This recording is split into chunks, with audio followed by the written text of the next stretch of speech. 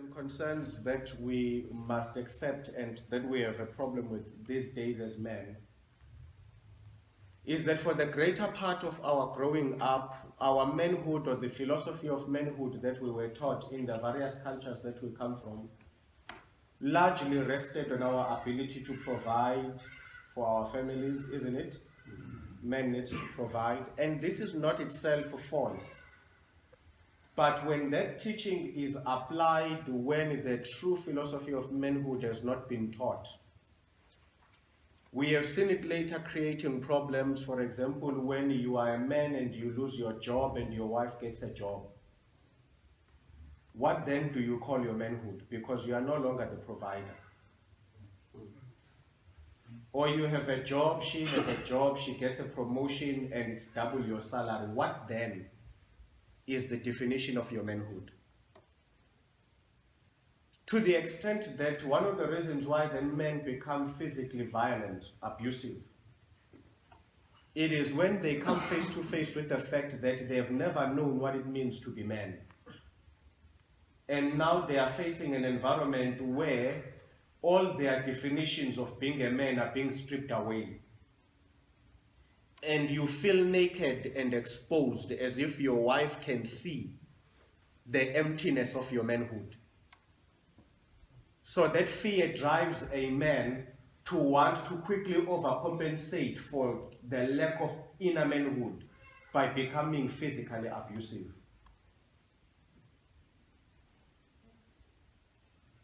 If we don't tap into what it really means to be a man, we are in danger of placing our definition of manhood on circumstantial evidence. Like I am a man when I provide for my family. That's a product of being a man. It's not manhood. I am a man when I am physically strong. No, that's an outgrowth of it. And I say this because there are sensitive issues that as men we encounter, which as a pastor, as I'm dealing with many cases of families and businesses and other issues, I am coming to realize that we need to overhaul our definition of a man. Because the reality is seated here, and I will say this as blunt as it is, there are men here, for example, who are struggling to perform sexually in their marriages. Struggling badly. They will barely last 10 minutes. And that creates anger, which ends up being poured out on women because you feel as if she is judging you for your failures. Are you with me? Mm-hmm. These are challenges that are here. Not somewhere out there, they are here. And when those challenges come, they test your definition of a man. Because to a larger extent also, even if we grow up in a Christian setting, men tend to naturally take pride in their sexuality. We grow up being boys. Some of us will be blessed in that we will not do any sexual experimenting. And up until we get married, there are those who had that opportunity. But for the most part, most guys, by the time they got married, they were no longer virgins. And they were already beginning to wrestle with the realities of their bedroom failures, such that by the time they got married, they had been defeated. These are discussions that men don't have with one another. That how do you deal with it? When you are failing your wife sexually, what do you do? And so most men become violent, they become distant, they become abusive. Because it's the only way they can try to overcompensate for where they feel they are failing as men. If only we were taught rightly that how you perform in bed doesn't define your manhood. It will be dealt with. There are medical processes of dealing with it. And I wish for some of you maybe who are here who are doctors, take men on the side and discuss these things, because I don't have time for it today. There are many medical interventions that don't have to result in men becoming abusive. Do you get what I'm saying to you? But I'm mentioning these as all these circumstantial pillars that we have been given to understand what manhood is. For some men, their manhood is in their muscles. I'm strong, I'm a man, I can pick up this, I can do that. I've had to deal with cases where men had to be sick, physically sick. And not just small sicknesses, chronic illnesses that really debilitated them physically. And I had to challenge them, now that you are weaker than your wife, what's your manhood? Okay? Now that she has to help you to get into bed, what's your manhood? If one of you here were to get into an accident and be on a wheelchair, and your wife had to bathe you, take you to the bathroom, wipe you when you are done, will you still be a man? See, that's my problem. Manhood based on circumstantial evidence. Things that can change overnight. And my question is, what then when those things are gone? Am I still a man? I want to take you through a journey of a guy in the Bible who struggled with these issues. A common character by the name of David. And the beginning of his troubles really comes in 1 Samuel chapter 11, when the Bible says, and the kings at that time, the kings of the Middle East had gone to war. And we are told that King David had not gone to war. He was at home. His army was out there fighting and he was at home. David was at home for good reasons, not for bad reasons. The reason David was at home is that he has a very good God who fights battles for him that make him not necessary to be there. David wasn't at home because he's lazy. His leadership is very symbolic. The real leader is God. Are you with me? Yeah. And so David was used to victories, such that his physical presence at war is not necessary. All he's doing is he's sitting at home and he keeps on receiving messengers that say, Your Majesty, live long. The Lord your God has conquered another territory for you. And all he's doing is he's sitting at home with a pen, changing the borders. Okay? Just before he finishes, a messenger comes and says, Oh, that province is now yours, and then he has to run. Now Israel goes this far. Are you with me? I need you to understand that the decision to stay at home by David was not informed by the desire to do evil. It was informed by his confidence in God. It is this act of kindness of God to him that allowed him to stay at home and know that his army will be fine and that he will be victorious. And I'm mentioning this because I want us to understand that please take God's goodness or the prosperity of David and first equate it to our natural understanding of manhood. That ultimately the beginning of manhood is the favor of God.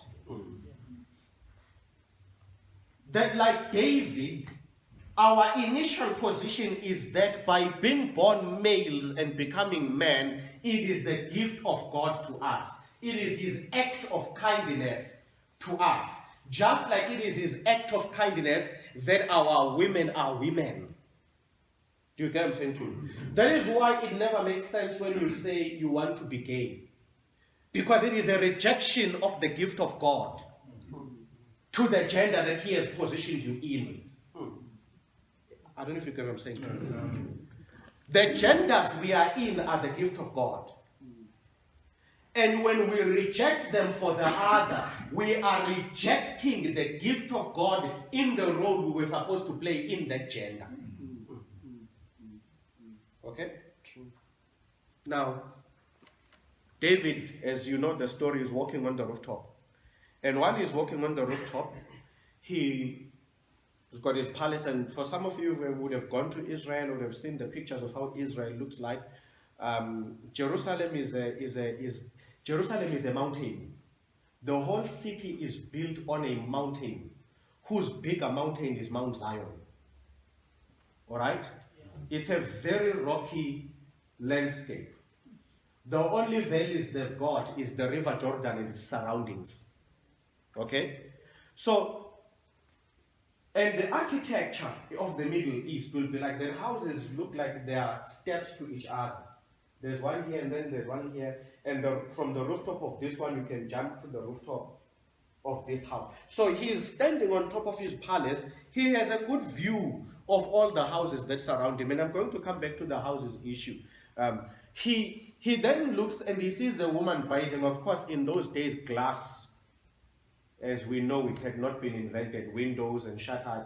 They used wooden doors as windows. So it's in the Middle East, it's in the cool of the evening, a woman is in the privacy of her home, she is bathing. David sees her, and when he looks at her, he laughs at her. And that is where I wish I could spend more time with you, dealing with sight and men in the Bible. Okay? There's a very strong theology of sight and men in the Bible. Men see. Men don't hear.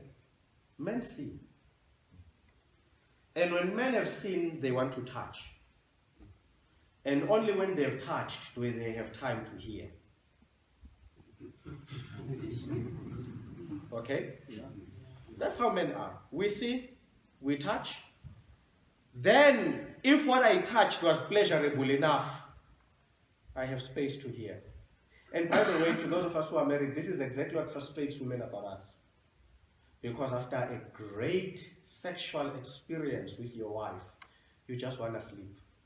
And she wants to talk. Because she believes that now that you have touched, you need to be able to do what? Yes. And you can. The issue is just let me sleep a bit. After this, I'll be so happy. I'll listen. You can rant and rave about everything. The neighbor's dog, the cousin's cat. I'll listen. But first, let me sleep. What is sleep? It's my system enjoying the touch. Let it permeate in me. Are we still together? Right. Some of you are looking at me shocked, like pastors say these things. So, I don't know what world you think we live in. I am married, and here's a shocker, I have sex.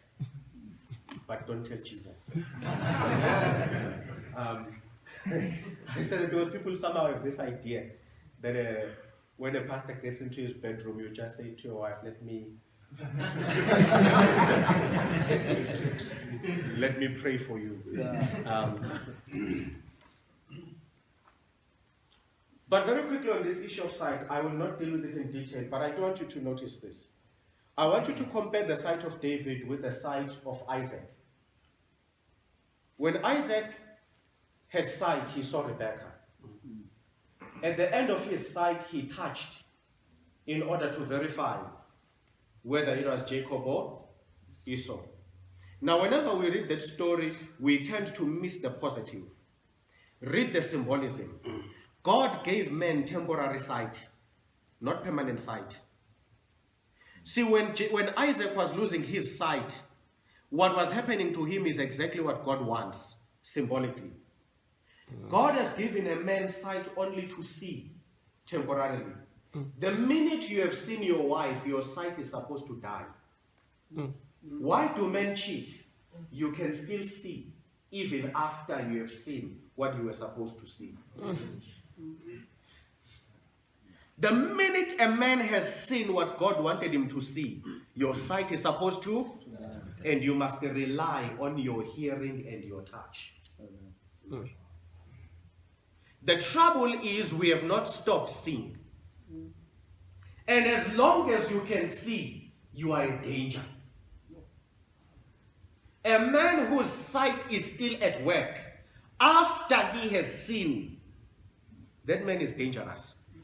And that's where David is. His sight has not gone down. He has 10 wives, but he still has sight. So when he looks out, he sees Bathsheba, and he calls a servant and asks, who is this woman?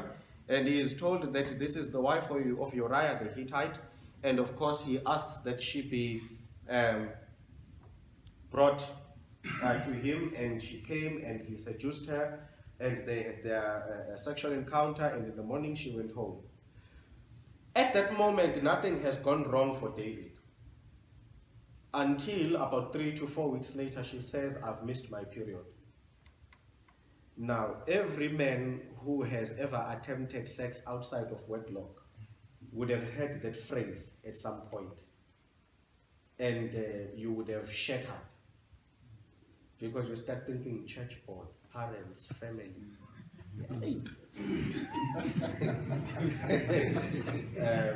When you are married, that phrase is a blessing. When your wife says to you, I've missed my period, you praise God on high, because you know you've been blessed. But when you are not married, you start bargaining with God. You start pleading with God for nature not to happen. By the way, do understand this. When you have sex and someone doesn't get pregnant, that is where sin happened. By nature, your seed must result in pregnancy. So when you are upset that she's pregnant, you are angry with divinity. That is what these seeds were supposed to do. It's when she doesn't get pregnant that you should get angry. Something didn't go right. So our logic is perverted. When you sleep with a girl and she gets pregnant, you know what happened, the right thing. You can't plant tomatoes and expect apples. Sure. Now that a tomato is growing, it is in line with the seed you planted. Yes. How can you go to your garden and say to your apple tree, how dare you give me apples? Did I not put here a tomato seed? No. You planted an apple, you are expecting what? So when I'm pastoring in churches, when guys come to me and say, hey pastor, a mistake has happened, I've gotten a girl pregnant, I always say congratulations. God is at work. The mistake is not that she got pregnant. The mistake is you got her pregnant before time. But the pregnancy, it was nature at work. That's why David says, I am fearfully and wonderfully made. That's what he meant. It's what you've just done. And so the sight of David gives him this woman. Now the woman is pregnant. He sends a message to the army that Uriah the Hittite needs to be brought back. Now, I must admit here, David is a very smart man, a crafty guy. Okay? He brings this guy home. He says, look, I've received a report that you are doing very well in the battle. You are achieving quite a lot, and I'm quite happy with you. Your performance is outstanding. So I've decided to give you a few days leave. Go home, enjoy your wife, and relax. I will deploy you maybe in a week or two from now. And Uriah the Hittite says, okay, no, that's fine. Thank you, Your Majesty. He walks out the door and he thinks to himself, no, man, this is not a good thing. Who would be enjoying their wife's bed while their brothers are dying in war? Now, you need to understand the extent of the betrayal. I'm coming back to the houses. The fact that David could see the house of Uriah the Hittite tells us something geographically. See, when we do our ancient Near East expositions, the king's palace would be immediately surrounded by the mansions of his advisors, what we would today call cabinet ministers. In between their houses were houses of soldiers who belonged to their personal guards. A bodyguard in today's terms. Uriah was not an ordinary soldier, just any soldier from anywhere. He was not. Uriah was David's personal bodyguard. He knew him. His house, the location of his house, historically tells us he belonged to the guards who specifically were responsible for the guarding of the king and the royal family. He didn't just betray a man from afar. He betrayed the one man who dedicated his life to David's family. Now that is how I feel when a pastor sleeps with a church member's wife. That betrayal for me is very serious. When a pastor, when an elder decides to violate somebody's family, I find that to be very painful. Because I'm not saying when you go and you violate a woman there, it's okay. But I'm saying, imagine the extent of the betrayal when the man who has been leading you every Sabbath comes and violates your home. See, for me, it's very important that when you get into church leadership, you really need to think very carefully. Very, very carefully. I'm one of those guys who took a very long time to respond to the call. Because it wasn't so much about just the preaching aspect of it. My biggest concern was, will I be morally upright enough for the people that you are asking me to lead? For me, if there was even a shadow that I may find myself coveting your wife, this was a calling I was not willing to take. And my biggest wrestle with God was never about money or what it means to be a pastor. My biggest wrestle with him was, I need to know, like Moses needed to know you would be with him, I need to know that you will guard my morality and ethics every day. Because the last thing I ever want to be is the pastor who one day will be accused of destroying a deacon's home. And I think sometimes we fail on those things. As leaders, we take that for granted. That whatever we do, whatever we say, it hurts. I'm not saying it doesn't hurt when it's the woman of a man who doesn't come to this church.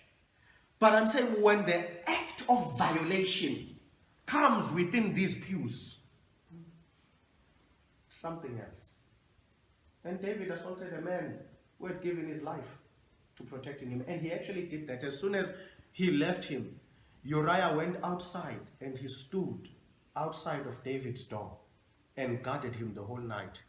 When David wakes up in the morning, he is told, he sees Uriah standing there and he asks, why is this man here? Asking his servants. They say to him, he never left. Now this is what we call ridiculous loyalty. They say he never left. He stood here guarding you. Can you imagine this? Can you imagine this? He stood there guarding the man violating his family. And David comes to him and says, Uriah, I heard you didn't go. No, man, this displeases your king. You need to go and enjoy your time with your wife. And he says to him, come, go, take some wine and go and enjoy your time with your wife. And the Bible says, again, Uriah takes the wine, and as he was going home, he sees a group of soldiers who work in the protection of the king, sitting around a fire, and he says to himself, it is better for me at least to be on post with these men than to go to my wife's bed. He sits with these guys the whole night. And David had given an instruction that he must be given alcohol so that he is drunk and he goes home and he has sex and he doesn't remember what happened and he doesn't drink. He just touches here and there with the guys and they are talking and they are working, and the following morning David again asks, why is Uriah here? He's told, hey, that guy never left. And you can imagine David saying to God, look, I tried. He has pushed me. And so he says, now, okay, I'm deploying you back. He writes him a letter. And he says, please give this letter to General Joab. Again, this faithful Hittite takes this letter. Yeah. And when he gets there, he gives Joab the letter. He says, His Majesty asked me to give you this letter. And I can picture Joab reading the letter, looking at Uriah, saying, did you read this? And Uriah says, no. And Joab says, are you sure? You don't know what's here. And Uriah says, no. Because Uriah would never break the seal of the king. It is sealed by the king. And to him, his king represents God. He is the earthly symbol of the justice of God. So how can he break that oath? And so he dies. She mourned for 30 days, and after mourning for 30 days, they got married. Now that was fine, that wasn't the problem. It's the fact that 7 months later she gave birth, and the old women began to count. When did they get married? Something didn't add up. You know, we do that at church as well. Some people get married very fast here in church, very, very fast. And then before we know it, the wife is pregnant. And you know, you sit and you calculate.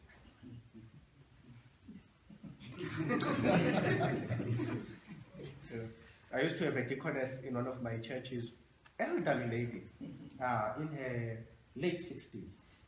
Couldn't beat that one. She would come to me and say, for this.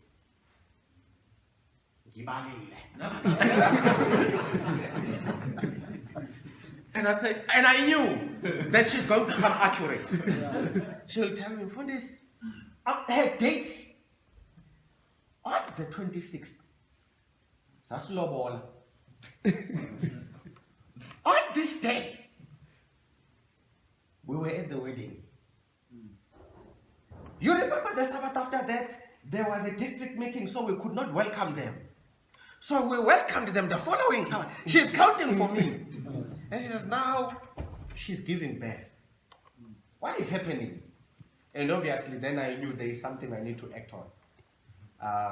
Just as a by the way, always remember, getting married when you've gotten the girl pregnant does not substitute for church discipline. The sin was still done outside of parameters. We are happy you are married, but justice must still take its course.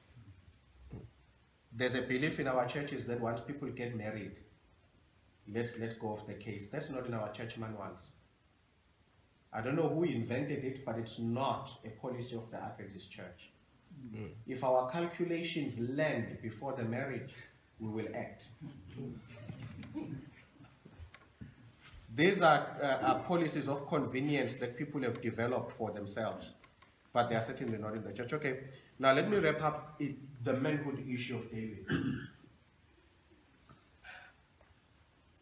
Then comes the prophet Nathaniel, and the prophet Nathaniel says to him, Your Majesty, and of course David respected, he himself has a prophetic ministry of some sort, and when Nathaniel the old man arrives, David was pleased to have the man of God arrive at the throne room, and he welcomes him, and the old man says, Your Majesty, I have come to tell you a story. And he says, of course, speak to me, man of God. And he says, there was a man who had 1,000 sheep. And this man was expecting visitors from far away. And he had a neighbor that only had 1 lamb. And when the visitors arrived, this man went into the kraal of the man with the 1 sheep and slaughtered it in the honor of his guests. David was a king who loved justice. He stood up from his throne in anger and said, in my kingdom, not in my kingdom, that will not be done. Show me the man. Show me the man and he will feel my wrath. And Nathaniel says, it is you, Your Majesty. And then you can preach it and say, what? And he says, it's you. It's you. God gave you a kingdom. And here comes the controversial verse.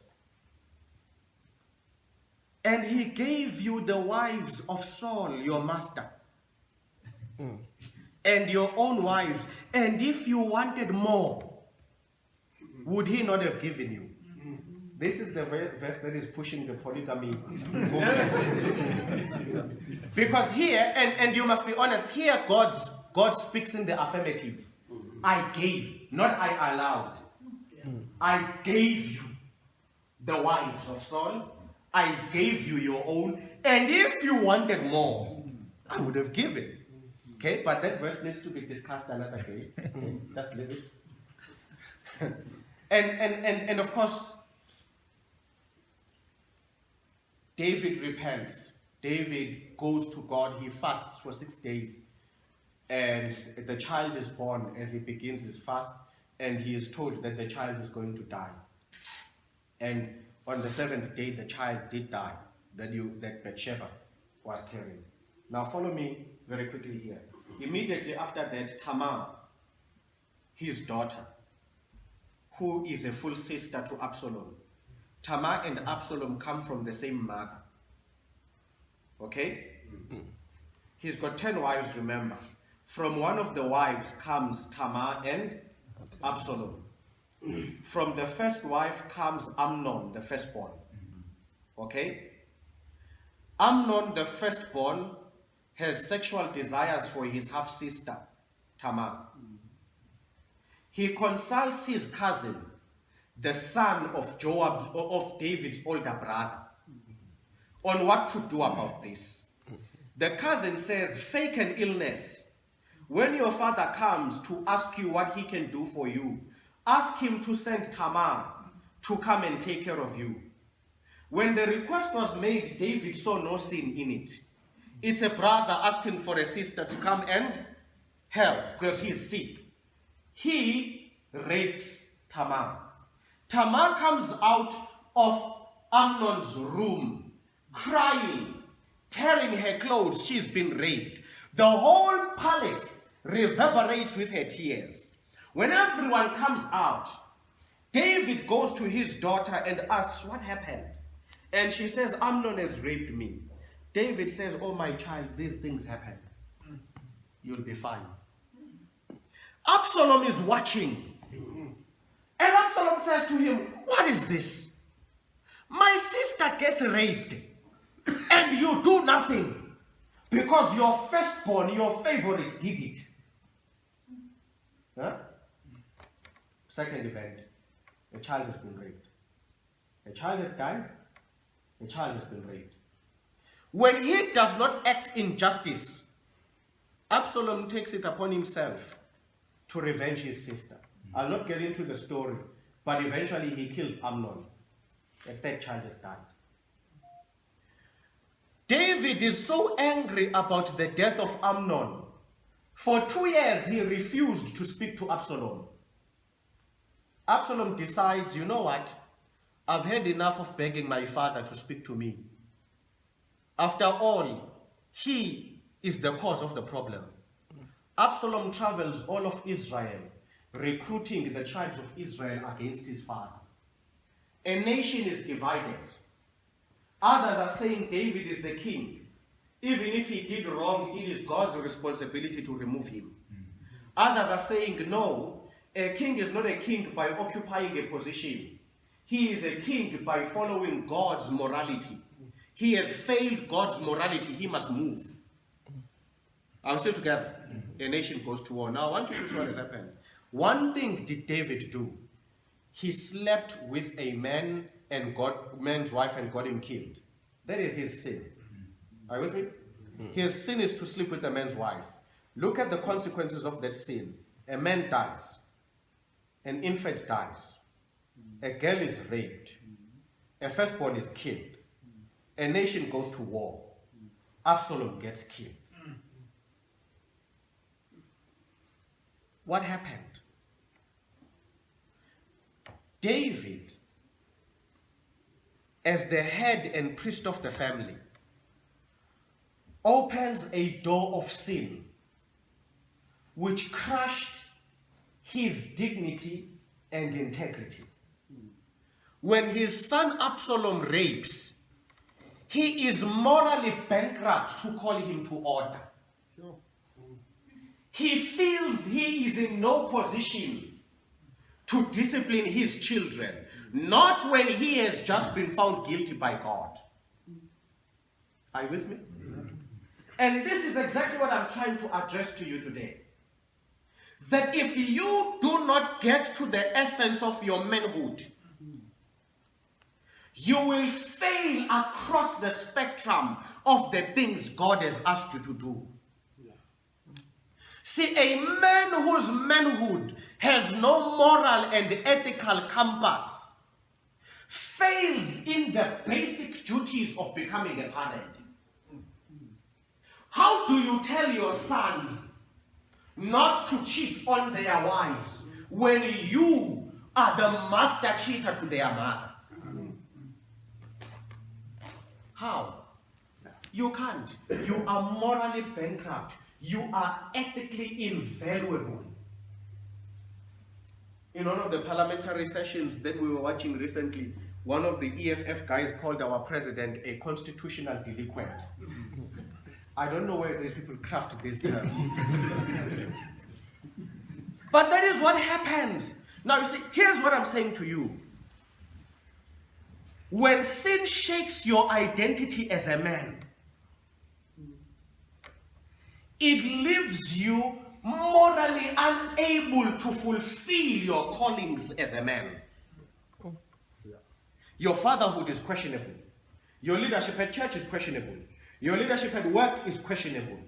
Your brotherhood in the family is questionable. Sin has a particular target to man. And that is, as long as men are morally bankrupt, the church lacks people to stand in the position of Jesus Christ. And that for me becomes the challenge and the essence of wanting to get to the root of what does it mean for us to be men. Because if we don't tap into it, we get into the David trap. We find ourselves completely questionable. Look, if today you were to hear that I am having an affair, every sermon I've ever preached here, every presentation I've ever made here, you begin to question. You question whether I believed in it or whether I even had the right to preach it to you. And that is why, for the devil, the fall of man is critical. Because when a church has compromised man, it no longer has earthly figures for the leadership of Christ.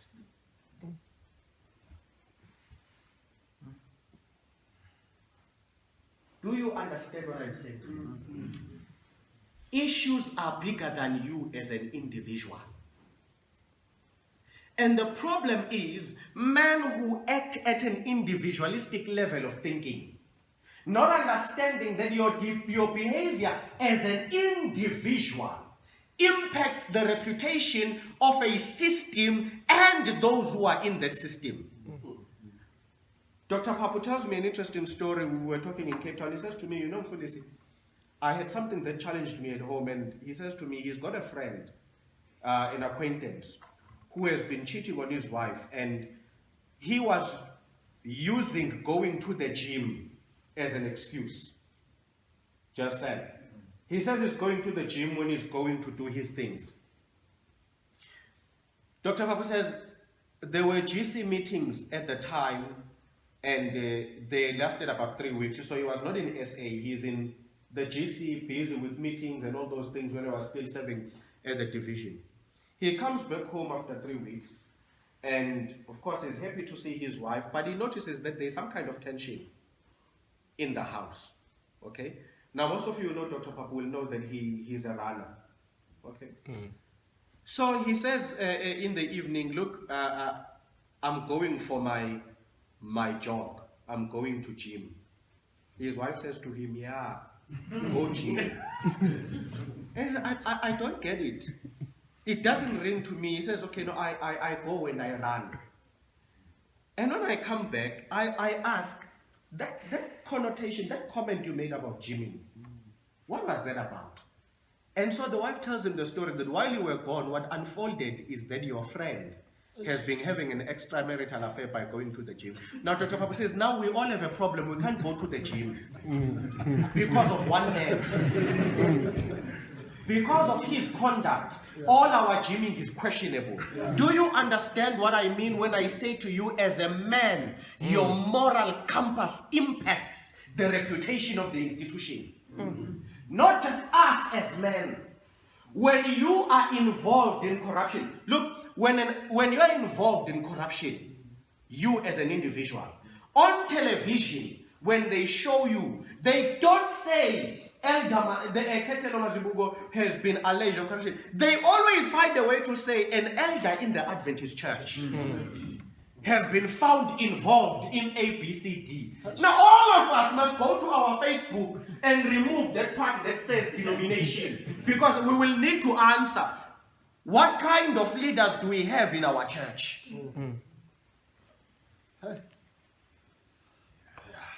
There has got to be a deeper sense of a moral compass in being a man that is bigger than just being a male. And for David, that began at Psalm 51. Psalm 51 is a psalm that he did not write in good times. He is on the graveyard, looking at the 3 graves of his sons, all dead because he lost his moral compass. And he begins to say to God, you know what? I was conceived in iniquity.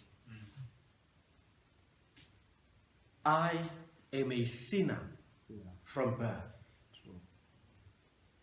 And he makes his plea that create in me a new heart and restore a steadfast spirit. That day, David discovered what it means to be a man.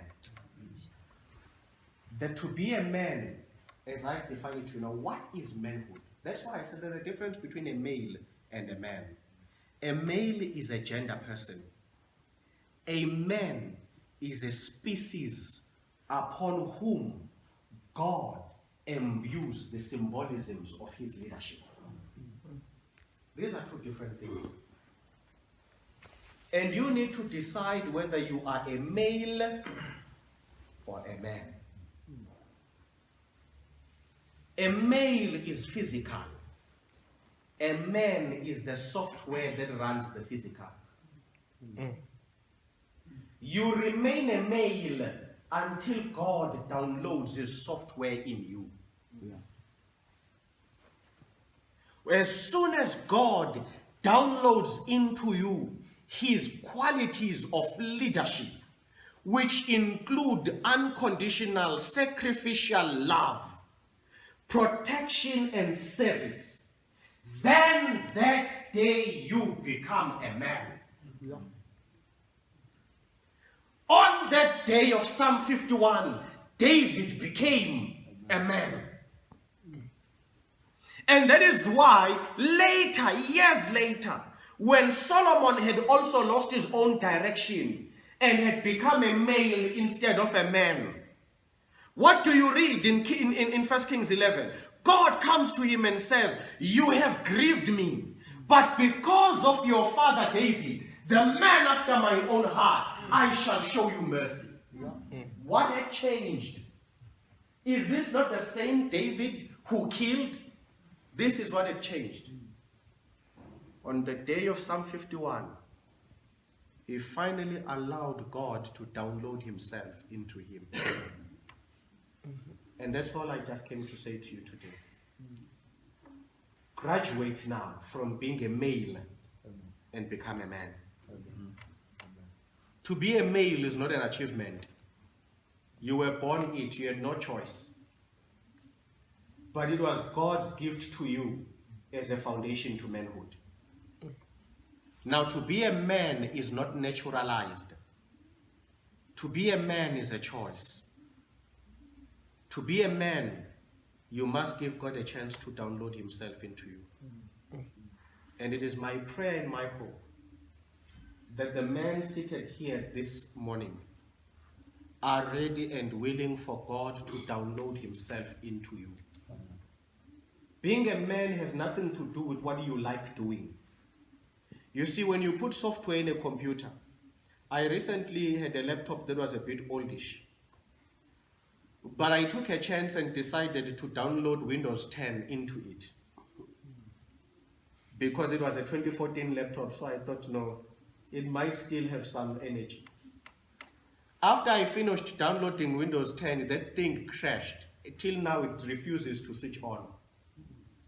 What am I saying to you? See, a hardware has no choice but to obey the instructions of the software. And the minute hardware resists, it has no option but to crash. As soon as God downloads himself into each and every one of us, you can't say I can't forgive my wife. You know, whenever someone says to me, I can't forgive my wife, I hear a male, not a man. Because then I know the software giving you instructions is not the one from above. Because when the software of God is downloaded, it's not what you like, it's what he wants the hardware to implement. And this cuts across the board, married or not married. So I said to you, when your wife offends you, The male wants revenge. The man seeks forgiveness. And first you must wrestle inside of you. Decide who will be victorious, the male or the man. How you will react will tell you which software has been downloaded. Now, a man will go to his wife after an offensive situation and sit next to her on the couch and put his hand around her and say, "Are you okay? I sensed by your words that, hey, you were not okay. What happened?" And the man will say, "Before you even tell me, I'm sorry. Whatever it is that got you angry," by the way, she's the one who was wrong. You are the one who is right. And then say, I sensed I did something that upset you. I'm very sorry. Anything that hurts you hurts me even more, because that's not what I want to do to you. I'm very sorry. And then you give her a hug, and then you say, "Now, retell me, what happened? What did I do?" Only a demon-possessed wife will after that still argue. A woman who also in her has been downloaded the Spirit of God, which defines womanhood to her, will immediately say, "Actually, it's I who should apologize. I shouldn't have said this, I shouldn't have done that." And I'm challenging all of us here to start operating on a manhood software, not on a malehood one. A manhood software, how many of us here have got, and I'm not saying this as a class issue, how many of us here have got maybe 2 cars at home? Okay. So probably one for you and the wife, eh? Yes. You see, a manhood software is quite interesting. Manhood software allows you, when your wife upsets you, when she upsets you, to go wake up in the morning on a Sunday like this one, like now when we are done, you go home after this message, God has downloaded his software on you. You go home, you take your wife's car, you take it to the car wash, they wash it, you pay for it, you're upset. She said something yesterday evening that upsets you, okay? And you fill in the tank and you bring it back with the full tank, and you say your car is washed and your tank is full. That's manhood. Males, when they are angry, they don't buy groceries. When males are angry, there is no petrol. Because when a male is angry, he lives with his wallet. A man rises above his anger for his actions to still continue to communicate his love. And this is not a thing for the married. You do this for your sister. You do this for your mother. You do this for your younger brother. You do this wherever God has put you. Then you become a living manifestation of the representation of the leadership of God in the church and in society. God bless you.